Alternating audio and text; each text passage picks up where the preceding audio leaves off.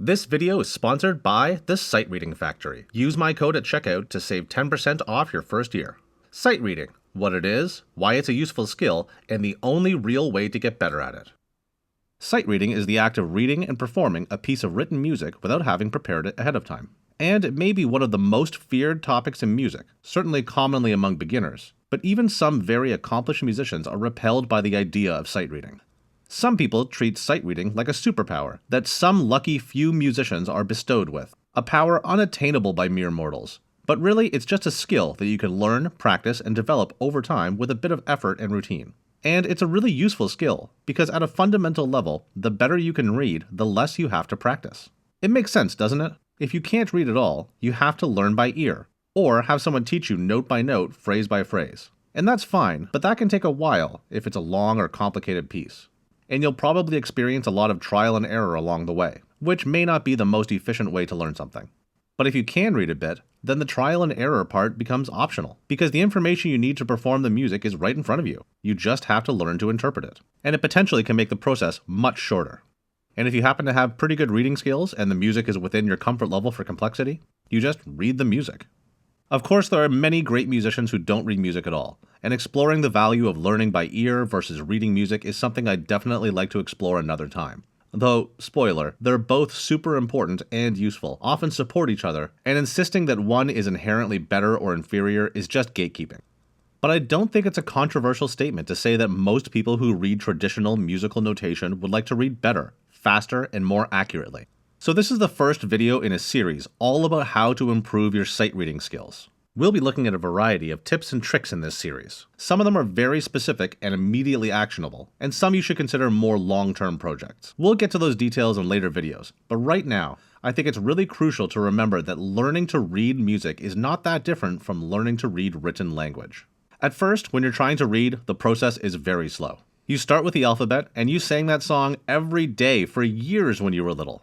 And then you learn to read some simple words, which turned into simple sentences. Some words were difficult and you had to sound out each syllable, but you practiced and got better at reading over time until it just wasn't a big deal.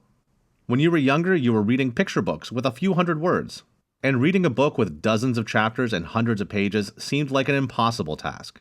But eventually, it just doesn't seem like a big deal, you just read it. Music is the same. You learn the basics and start with very simple pieces and notation, then move on to more complex music, with more details and more advanced musical vocabulary. It takes a while and it takes effort, but when you practice reading, you get better at reading. Along the way, there will be challenges, because music is like any other language, in the fact that it evolved over time and has many features that are simple, logical, and consistent, but it's also riddled with special cases and exceptions.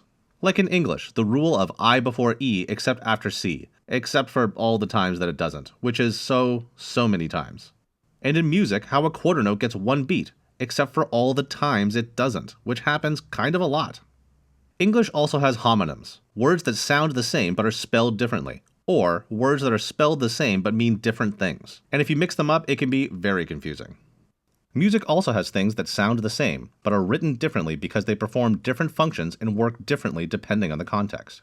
And there are also notations that look similar at first glance, but are actually very different. But even English punctuation has similar challenges, you just got used to it. Consider the comma. It can be used for a pause, contractions, another kind of pause, for quotes, quotes within quotes, or whatever is happening with proper nouns in fantasy novels. All these things were a bit tricky at first, but you got used to them over time through exposure and practice. And to anyone who is annoyed by any of these rules and might be tempted to try to fix the system, I'll just say that a lot of these weird rules actually make things simpler in the long run, and fixing the system just tends to create far more complications than it eliminates.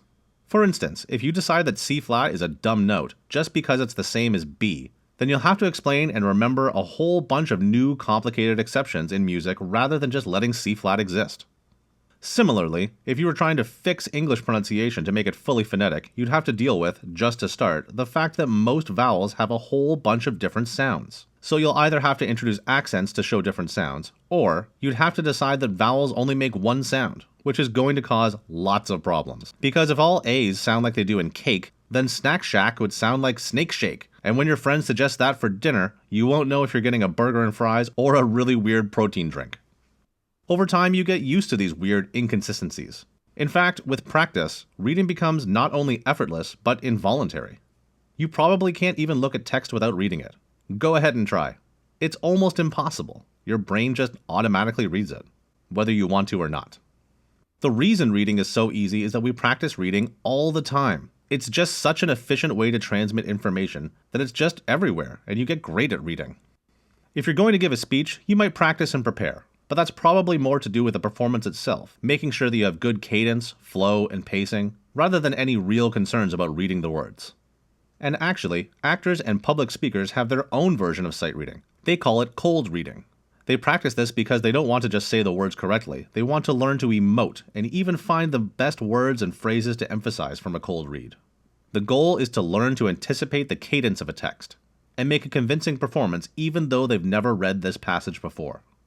And that's what we want. We want to read music effortlessly, and even with the ability to add emotion and expression in the moment the very first time.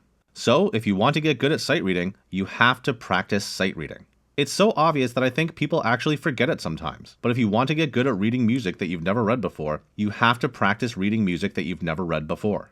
The truth is, many people don't make this a priority. They practice repertoire and technique, but rarely sight reading, and it remains an underdeveloped skill.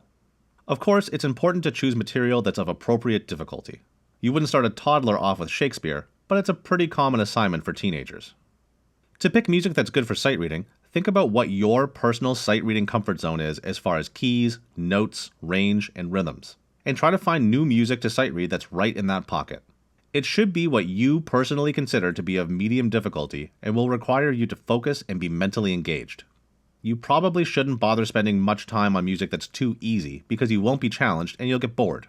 And while it can be good to push yourself to the limit of your abilities, going too far beyond them with really difficult music isn't really sight reading. Sight reading is all about reading and playing now. Maybe not absolutely perfectly, but with as much flow and forward motion as you can manage. So, do it. Do it often. Do it every time you practice. Make it a habit.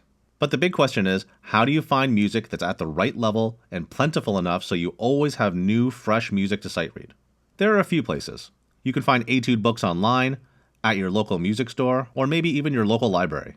You can trade books with friends or borrow from a teacher, and hymnals, method books, and jazz fake books will also have large amounts of repertoire to explore. But also, there are software tools just for this purpose. And one of the best, most ridiculously useful tools is the Sight Reading Factory. I used this site to practice sight reading long before I even had a YouTube channel, and I still use it because it's really pretty great. This site creates new music to practice sight reading for any instrument, even choirs, bands, and orchestras, in harmony or in unison, instantly, infinitely, at the push of a button. There are several levels of difficulty suitable for every level of musician and tons of ways to customize beyond that. Lower levels have simpler rhythms, smaller range, and smaller leaps between notes. As you progress, you'll see more complex material. If you're not sure what level you're at, try a few and see what feels right. Once you're signed up, you can create as many exercises as you like. It's not like buying a book and then realizing the material is too easy or too hard. With the Sight Reading Factory, it's easy to find your personal sight reading comfort zone and begin to push beyond it. If you want the metronome on, it's here, and feel free to adjust the speed. If you want to hear the starting note before you begin, use this button. There's also playback if you want to hear the exercise before you try it, or listen back and see how you did, or even play along with it. If you want longer or shorter exercises, you can do that too. And you can turn on several different kinds of annotations if you find that helpful. If you want to focus on just one time signature or a selection of a few, or go full random, you can do that. If you want to work on one key or a few, or just the major keys or just the minor keys, or challenge yourself with all of them, you can do that as well. You can also get really granular if you want to go to custom mode. This will allow you to choose what types of rhythms and rests are included. You can also include articulations, dynamics, and syncopations, what specific range you want, and what maximum leaps you want. At first, you'll probably just read slowly. Work through the exercises at your own pace, and teach yourself to get used to reading new music on a regular basis. That's called free play mode. But challenge mode is much more like sight reading in the real world. You have some time to study the music, and then it just starts playing and you have to keep up. And if you make an error, you just have to recover and continue. It can be difficult at first, but it's an amazing exercise. And if you're a teacher, there are a number of features like classes, assignments, and even live practice mode that will create separate transposed parts for each student and push them directly to their personal devices live, so you can practice sight reading together as a class. And you can do this in unison or in harmony. If you want to get better at sight reading, you have to practice sight reading. And one of the best places to get new music to do that is the Sight Reading Factory. If you want to give them a try, be sure to use my discount code for 10% off your first year. Be sure to like, comment, share, and subscribe. Thanks to the Sight Reading Factory for sponsoring this video series, and we'll see you in part 2.